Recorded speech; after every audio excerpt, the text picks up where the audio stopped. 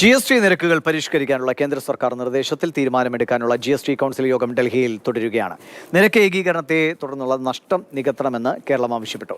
നിരക്ക് ഏകീകരണം വരുമ്പോൾ AC, വാഷിംഗ് മെഷീനുകൾ, ബിസ്ക്കറ്റ്, ഐസ്ക്രീം തുടങ്ങിയ ഒട്ടേറെ സാധനങ്ങളുടെ വില കുറയുമെന്ന് കേന്ദ്ര സർക്കാർ വൃത്തങ്ങൾ സൂചിപ്പിച്ചു.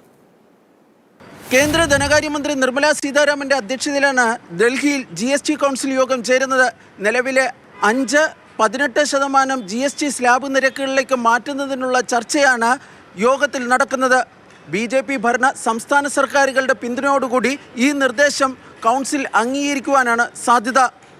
GST നിരക്കുകൾ ഏകീകരിക്കുമ്പോൾ ഉണ്ടാകുന്ന നഷ്ടം നികത്തണമെന്നാണ് കേരളം ഉൾപ്പെടെയുള്ള പ്രതിപക്ഷ ഭരണ സംസ്ഥാനങ്ങൾ കൗൺസിൽ യോഗത്തിൽ ആവശ്യപ്പെടുന്നത്.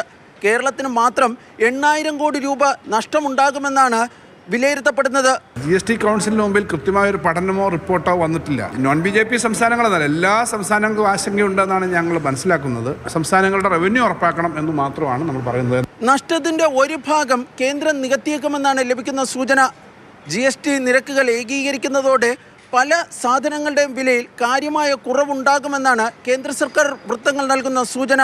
ദീപാവലിക്ക് മുമ്പായി GST പരിഷ്കരണം നടപ്പാക്കുമെന്നാണ് കേന്ദ്ര സർക്കാർ അറിയിച്ചിട്ടുള്ളത്. B. ബാലഗോപാൽ, മാതൃഭൂമി ന്യൂസ്, ഡൽഹി.